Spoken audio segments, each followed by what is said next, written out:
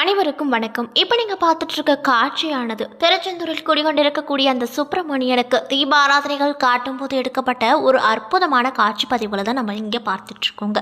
நீங்களும் இந்த காட்சி தரிசனத்தை பார்த்துட்டு இருக்கீங்க அப்படின்னா உங்களுடைய ஆழ்மனதில் நிறைவேறாத ஒரு விஷயத்தை வேண்டதெல்லாம் நினைத்து கொண்டுட்டு நம்மளுடைய கமெண்ட் பாக்ஸில் திருச்செந்தூர் முருகனுக்கு அருகரா அப்படின்னு சொல்லிட்டு மறக்காமல் 3 முறை பதிவு பண்ணுங்கள்.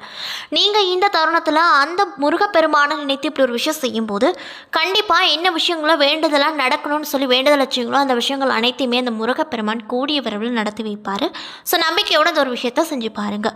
அதுக்கு முன்னாடி நீங்கள் இப்போ தான் நம்மளுடைய சேனலை ஃபர்ஸ்ட் டைம் பார்க்குற மாதிரி இருந்தால் மறக்காமல் சப்ஸ்கிரைப் பண்ணிவிட்டு கீழே இருக்கும் பெல்லைக்கானையும் மறக்காமல் கிளிக் பண்ணிடுங்க. அப்போ தான் நம்ம சேனலில் போடுற ஒவ்வொரு வீடியோவுமே உங்களுக்கு நோட்டிஃபிகேஷன் மூலியமாக உடனுக்குடனே வந்து சேரும்.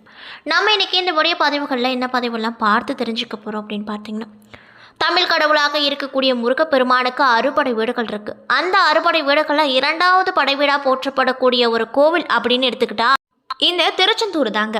அந்த கோவிலை பற்றிய பல சுவாரஸ்யமான விஷயங்களை இந்த வீடியோவில் பார்த்து தெரிஞ்சுக்கலாங்க. இந்த வீடியோ பதிவில் எல்லாமே உங்களுக்கு ரொம்பவே பயன் தரக்கூடிய தகவலாக தான் இருக்கும். ஸோ வீடியோவை ஸ்கிப் பண்ணாமல் தொடர்ச்சியாக பாருங்கள். ஸோ இப்போ வாங்க நம்ம வீடியோக்குள்ளே போகலாம். இந்த திருச்செந்தூர் கோவிலானது 2000 ஆண்டுகளுக்கு முன் இருந்து சிறந்த விளங்கப்படுவதாக அனைவராலும் சொல்லப்படுது. அது மட்டும் இல்லாமல் இந்த திருச்செந்தூர் முருகன் கோவிலில் 9 அடுக்குகளையும் 157 அடி உயரத்தையும் அழகாக கொண்டுள்ள இந்த திருக்கோவிலின் கோபுரமானது 17ஆம் நூற்றாண்டில் கட்டப்பட்டிருக்கு அப்படின்னு சொல்லப்படுதுங்க. அது மட்டும் இல்லாமல் தமிழ்நாட்டில் நாகரிக பண்பாட்டில் சிறந்து விளங்கக்கூடிய நகரம் அப்படின்னு அழைக்கப்படுறது இந்த திருச்செந்தூர் மட்டும்தான்.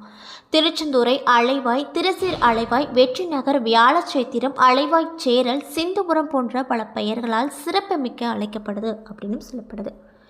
அது மட்டும் இல்லாமல் இந்த திருச்செந்தூர் முருகன் கோவிலானது மன்னார் வளைகுடாவின் கடற்கரையில் பகுதியில் அமைந்துள்ளதால் அலைவா என்றும், திரு என்னும் அடைமொழி பெற்றதால் திருசீர் அலைவா என்றும் பாடல்களில் சிறப்பாக புகழ்பாடுது.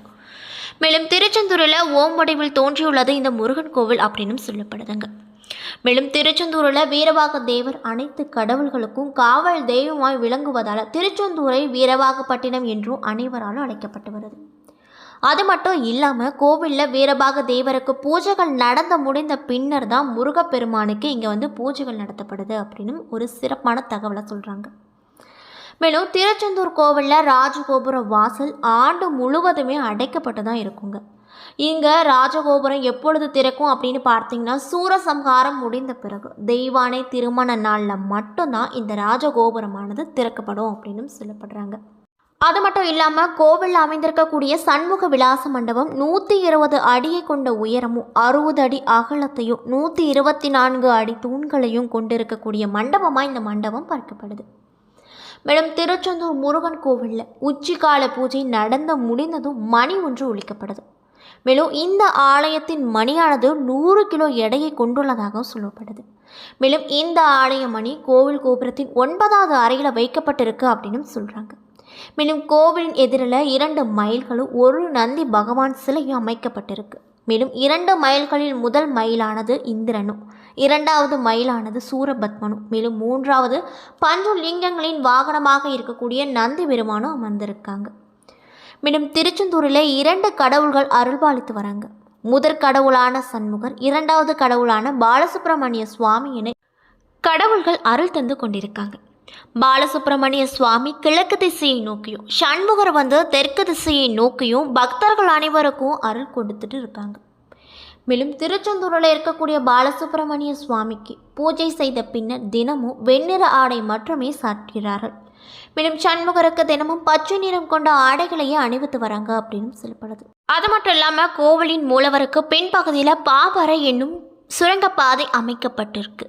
கட்டணம் செலுத்தி சுரங்கத்திற்குள்ளே சென்றால் முருகன் பூஜித்து வந்த பஞ்சலிங்கங்களை நம்மளால் தரிசனம் செய்ய முடியும். மேலும் திருச்செந்தூர் கோவிலில் சண்முகர், ஜெயந்திநாதர், குமர விடகர், அலைவாய் பெருமான் போன்ற 4 உற்சவர்கள் இருக்காங்க. இதில் குமர விடகர் என்பவருக்கு மாப்பிள்ளை சுவாமி என்ற மற்றொரு பெயர் இருப்பது தனி சிறப்பில் ஒன்றாக பக்தர்களிடையே பேசப்படுது.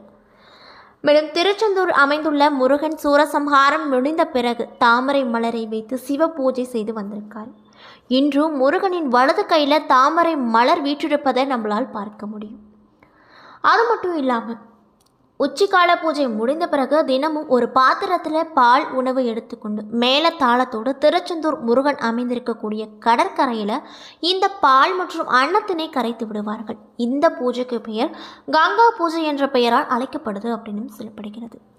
நம்ம இன்னைக்கு இந்த வீடியோ பதிவுகளில் என்ன பதிவுகள்லாம் பார்த்துட்ருக்கோம் அப்படின்னு பார்த்தீங்கன்னா, திருச்செந்தூரில் குடிகொண்டிருக்கக்கூடிய அந்த பாலசுப்ரமணியனுக்கு தெய்வ ஆராதனைகள் காட்டும் போது எடுக்கப்பட்ட ஒரு அற்புதமான வீடியோ காட்சி பதிவு.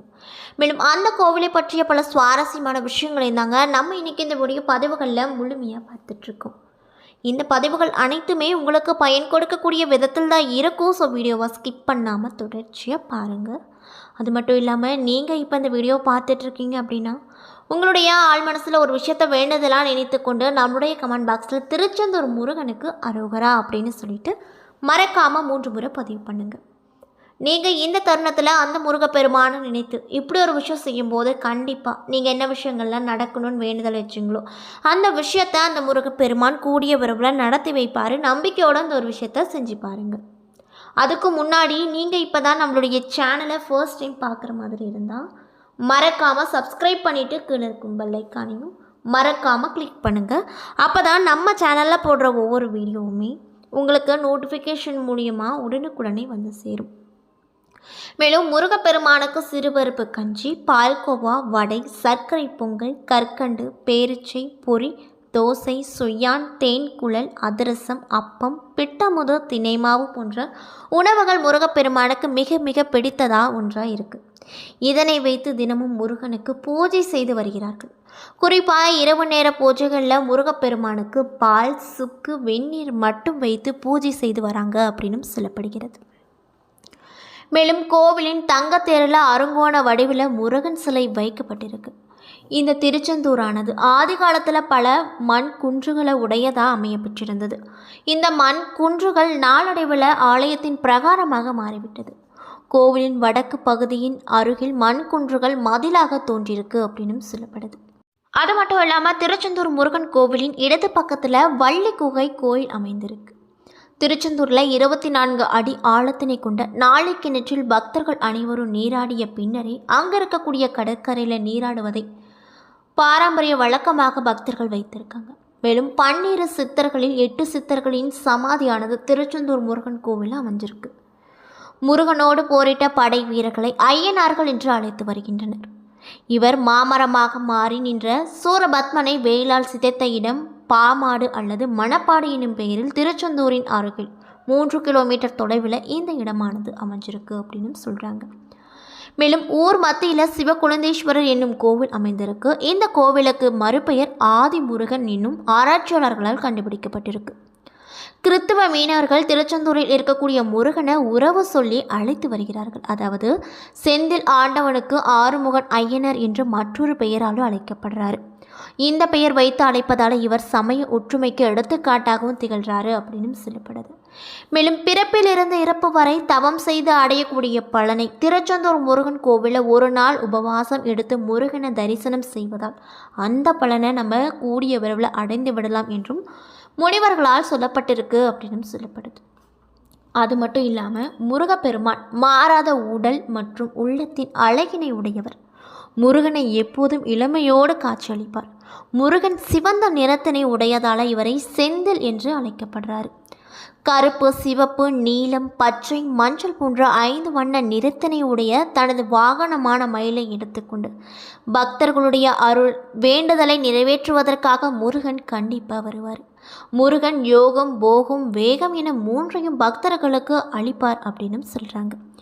என்ன நண்பர்களே, இந்த வீடியோ பதிவுகளில் நம்ம திருச்செந்தூர் முருகனை பற்றிய பல சுவாரஸ்யமான விஷயங்களையும் அந்த முருகப்பெருமானுக்கு தீப ஆராதனைகள் காட்டும்போது எடுக்கப்பட்ட ஒரு அற்புதமான காட்சிகளையும் நம்ம இன்றைக்கி இந்த வீடியோ பதிவுகளில் பார்த்துருப்போங்க. இந்த பதிவுகள் அனைத்துமே உங்களுக்கு பயன் கொடுக்கக்கூடிய வகையில் அமைய பெற்றிருக்கும். ஸோ வீடியோ பிடிச்சிருந்தால் லைக் பண்ணுங்கள், ஷேர் பண்ணுங்கள். அது மட்டும் இல்லாமல் நீங்கள் இப்போ தான் நம்மளுடைய சேனலை ஃபர்ஸ்ட் டைம் பார்க்குற மாதிரி இருந்தால் மறக்காமல் சப்ஸ்கிரைப் பண்ணிவிட்டு உங்களுக்கு முருகப்பெருமானை ரொம்ப ரொம்ப பிடிக்கும்னா அந்த வீடியோக்கு ஒரு லைக் பண்ணிவிட்டு நம்மளுடைய கமெண்ட் பாக்ஸில் திருச்செந்தூர் முருகனுக்கு அரோகரா அப்படின்னு சொல்லிட்டு மறக்காமல் 3 முறை பதிவு பண்ணிவிடுங்க. நன்றி.